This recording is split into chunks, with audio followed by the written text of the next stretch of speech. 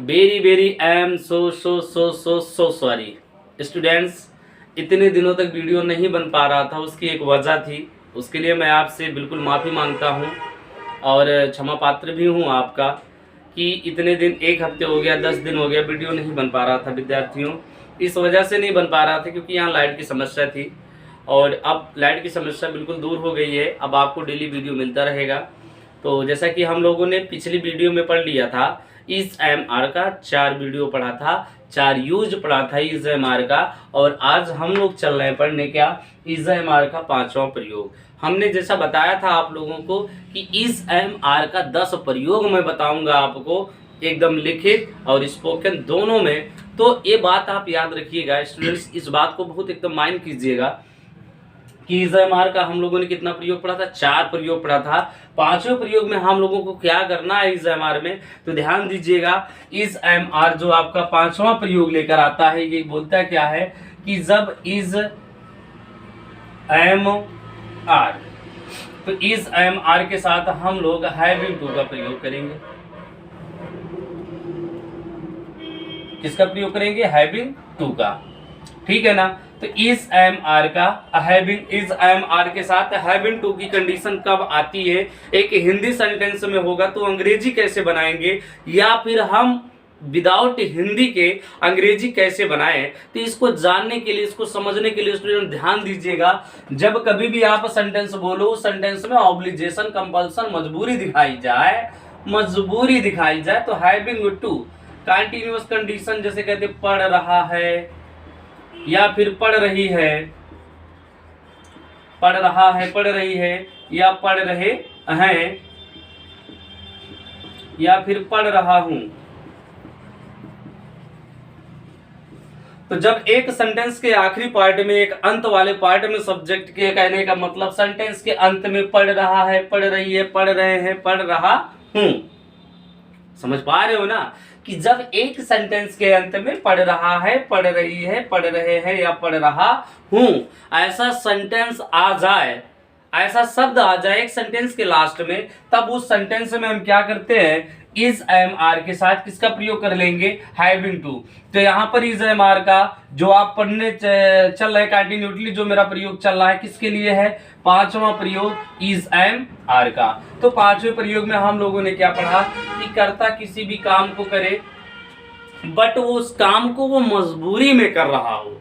जैसे मुझे किताब पढ़ना पड़ रहा है, लड़की बोली कि मुझे खाना बनाना पड़ रहा है, उसे रोना पड़ रहा है, उसे हंसना पड़ रहा है, उसे खेलना पड़ रहा है, उसे खेत में काम करना पड़ रहा है, मुझे जो है आपको पढ़ाना पड़ रहा है। तो ये सब क्या, कोई काम जब मजबूरी में कंटिन्यूअस कंडीशन में दिखाया जाता है, शो किया जाता है, तो स्टूडेंट ध्यान देना, वहां पर इस एमआर के साथ हैविंग टू का प्रयोग किया जाता है, ठीक है ना। अब इसका सेंटेंस एग्जाम मतलब कैसे बनाएंगे, कैसे नहीं बनाएंगे, क्या ट्रांसलेट कैसे करेंगे, स्पोकन में कैसे यूज करेंगे। तो आप सबसे पहले क्या करिएगा, सब्जेक्ट कर लीजिएगा, सब्जेक्ट के बाद इज एमआर हैविंग टू लगा लो, ठीक है ना। Subject is am are plus having to, ठीक है ना। अब इसके बाद क्या करेंगे, बी की कौन सी फॉर्म आ जाएगी, फर्स्ट फॉर्म, फर्स्ट फॉर्म के तुरंत बाद अदर वर्ड, अदर वर्ड आ जाएगा। ये हमारा बन जाएगा नियम। तो आपने क्या पढ़ा कि जब सब्जेक्ट के साथ इज एमआर और हैविंग टू का प्रयोग हो, तो वहां कंटिन्यूअस कंडीशन में जो सब्जेक्ट है वो अपनी मजबूरी को क्या करेगा, बताएगा। In a continuous condition the subject are telling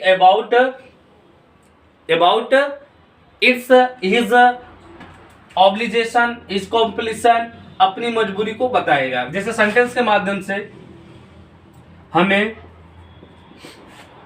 गीत गाना पड़ रहा है, हमें गीत गाना पड़ रहा है। ध्यान दीजिए सेंटेंस को, हमें गीत गाना पड़ रहा है।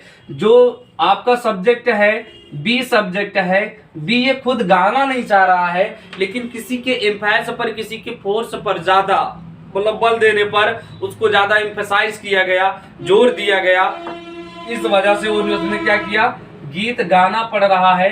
तो मजबूरी में एक सब्जेक्ट को काम करना पड़ रहा है।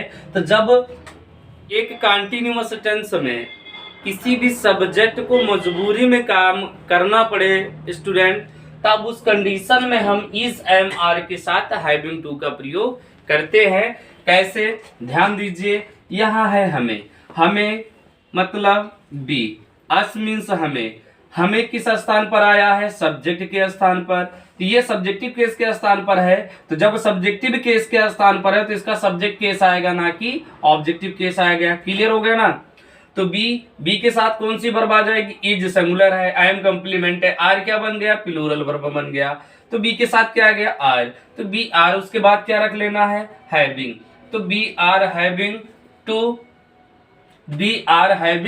टू, वर्ब की फर्स्ट फॉर्म, वर्ब क्या है, गाना। तो we are having to sing a song,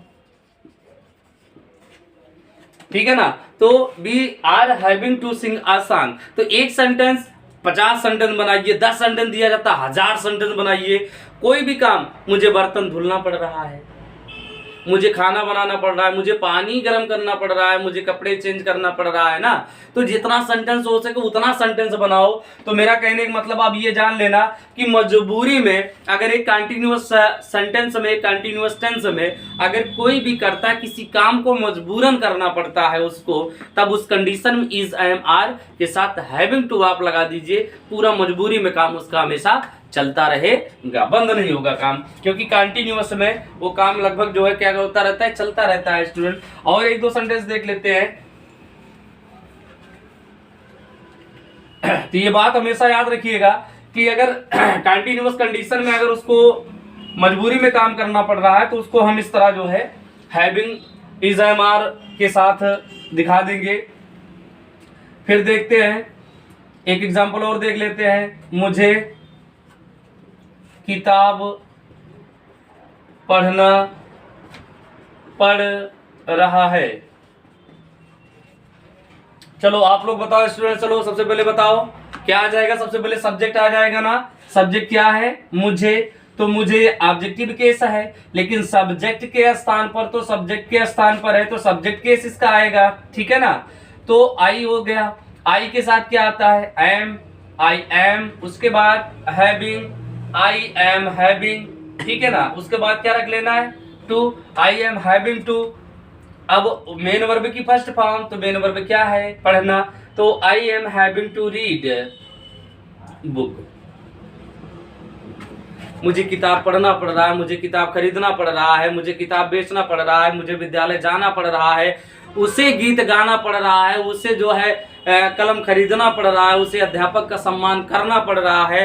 तो आप अनेकों सेंटेंस बनाइए, मैनी सेंटेंस बनाइए। There are many sentence construction made of the with having to is am are. Combination उसके साथ आप कर दीजिए, बिल्कुल उसका कॉम्बिनेशन नंबर 1 का चलता रहता है। तो इज एम आर के साथ हैविंग टू का प्रयोग किस तरह करते हैं, किस तरह नहीं, मैंने आपको बताया। अब इसका मैं 6वां प्रयोग बताने चल रहा हूँ स्टूडेंट, ध्यान देना। तो 6वें प्रयोग में क्या करना है, इसका अभी मैं लास्ट में आपको 5 सेंटेंस दूंगा, दोनों प्रयोग से 5 सेंटेंस मैं बोलूंगा आपको। कल आपको उसी सेंटेंस का क्या करना है, क्या कहते हैं उसको, ट्रांसलेट करके आप कमेंट में जो है बिल्कुल मुझे बताइएगा। मैं देखता हूं कितने विद्यार्थी जो है पढ़ने के उत्सुक हैं, एक्साइट हैं, कितने नहीं है, ठीक है ना। तो आप इस बात को ध्यान रखिएगा कि लास्ट में, वीडियो के लास्ट में, वीडियो लास्ट तक देखिए, सेंटेंस जरूर दिया जाएगा, 5 सेंटेंस देंगे और उस 5 सेंटेंस को आप बिल्कुल बना के ले आइएगा। तो 6वें प्रयोग में क्या है, सब्जेक्ट कर लो इज एम आर, ठीक है ना। अब इज एम आर के बाद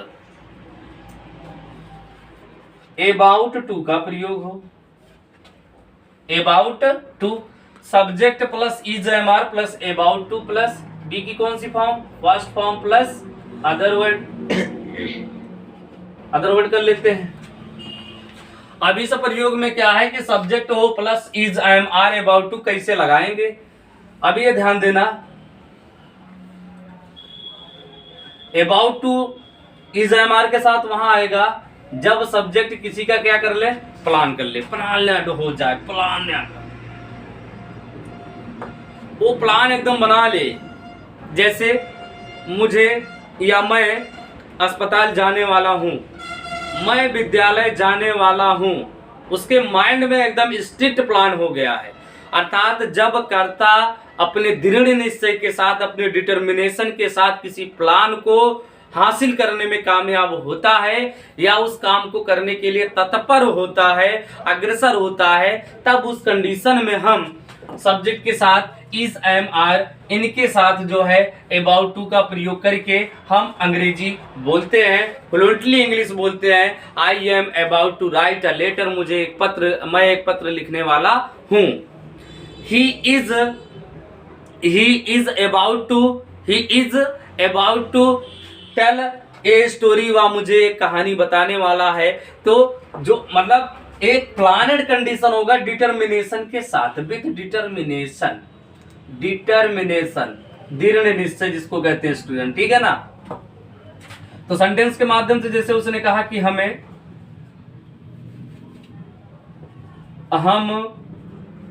विद्यालय से आने वाले हैं, हम विद्यालय से आने वाले हैं, लास्ट में क्या मिल गया, वाले हैं। तो इसका एक ट्रिक आपको मैं बता दूं, सेंटेंस के लास्ट में वाला है, वाली है, वाले हैं, वाला हूं, ये आपको सेंटेंस के लास्ट में मिल जाएगा। तो जब सेंटेंस के लास्ट में वाला है, वाली है, वाले हैं मिलेगा, तो इस, एम, आर के साथ क्या लगा दीजिएगा आप, अबाउट टू लगा दीजिएगा। बहुत स्टूडेंट कहते हैं सर इज, एम, आर के साथ अगर टू होता है तो उसके भी साथ जो है हम वाला वाली सेंस जोड़ते हैं, नहीं, यहाँ पर पूरा एकदम उसकी बात एकदम निश्चित होती है कि मुझे जाना है, आई एम टू गो। तो वहां पर ज्यादा उसको फोर्स दिया जाता है, सब्जेक्ट के काम के प्रति ज्यादा उस पर जो है ताकत दी जाती है, ज्यादा बल दिया जाता है। तो अगर वाला वाली कंडीशन में है तो वाला वाली कंडीशन में इज, एम, आर के साथ अबाउट टू का प्रयोग कर लेते हैं, ठीक है ना। तो हम विद्यालय से आने वाले हैं, तो बी सब्जेक्ट हो गया। उसके बाद बी के साथ कौन सा वर्ब आ जाएगा, आर, तो we are about to, we are about to आने वाले हैं। कम मेन वर्ब हो गया। अब उसके बाद अदर वर्ड रखना, अदर वर्ड में क्या आ गया, विद्यालय आ गया। से बचा है, कनेक्टर इसका मिल गया, तो से विद्यालय अलग हो रहा है तो क्या आ जाएगा, फ्रॉम। तो we are about to come from school, ठीक है ना। माली फूलों में पानी देने वाला है, माली फूलों में पानी देने वाला है, माली फूलों में पानी देने वाला है। अब पानी देना अर्थात सिंचाई करना, तो चाहे इरिगेशन कर लीजिए या फिर आप जो वाटर कर लीजिए, कोई दिक्कत नहीं है। तो माली यानी द गार्डनर एक वचन, सिंगुलर या प्लूरल, सिंगुलर तो सिंगुलर के साथ क्या आ जाएगा, इज, सिंगुलर के साथ क्या आ जाएगा, इज। समझ पा रहे हो ना कि मतलब इज क्यों आया। अभी तो सर पहले सेंटेंस में आपने बी के साथ आर लगा दिया, यहां पर गार्डनर के साथ इज लगा दे रहे हैं, ऐसा क्यों। सब्जेक्ट जैसा होगा, सब्जेक्ट का स्वभाव जैसा होगा। अगर सब्जेक्ट का स्वभाव एक वचन है तो एक वचन क्रिया भी आ जाएगी। अगर सब्जेक्ट का स्वभाव प्लूरल है, बहुवचन में है, तो सब्जेक्ट जो होगा अपने साथ प्लूरल वर्ब का ही प्रयोग करेगा। तो the gardener is about to, the gardener is about to पानी देने वाला है, वाटर ही कर लो, इरिगेट कर लो, कोई दिक्कत नहीं। तो the gardener is about to water in the flowers, ठीक है ना। तो ये स्पोकन का आज मैंने दो सीधा आपको बताया कि इंग्लिश स्पोकन कैसे करेंगे कैसे नहीं करेंगे, इज, एम, आर के अकॉर्डिंग में, डिपेंडिंग में। तो इज, एम, आर के डिपेंडिंग में मैंने आपको 6 प्रयोग बताया स्पोकन इंग्लिश का। कल मैं 7वां प्रयोग बताऊंगा, तो उससे पहले 7वें प्रयोग के पहले मैं आपको 5 सेंटेंस कहा था, बोला था कि 5 सेंटेंस आपको बोलूंगा। तो पहला सेंटेंस आप लोग नोट करिएगा। एग्जाम्पल स्टूडेंट ध्यान दीजिएगा, वह अपने भाई को दिल्ली भेजने वाला है। पहला सेंटेंस, ठीक है ना। दूसरा सेंटेंस, तुम मेरे सामने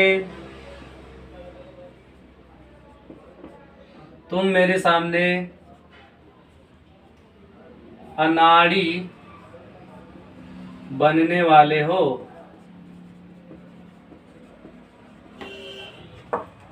तीसरा सेंटेंस, ठीक है ना स्टूडेंट, नोट करते रहना। पहला सेंटेंस तो आपने भाई को दिल्ली भेजने वाला है, तुम मेरे सामने अनाड़ी बनने वाले हो। और तीसरा सेंटेंस विद्यार्थी नोट करिएगा आप लोग स्टूडेंट। तीसरा सेंटेंस है रमेश को अपने खेतों में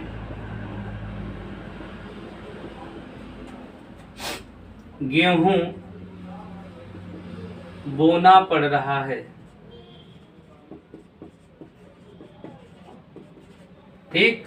चौथा सेंटेंस, अध्यापक को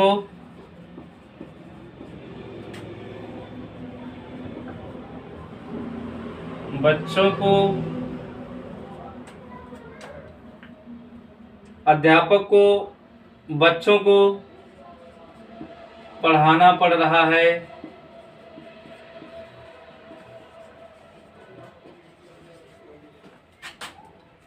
पांचवा, हम सड़क पर बिल्कुल अभी जाने वाले हैं।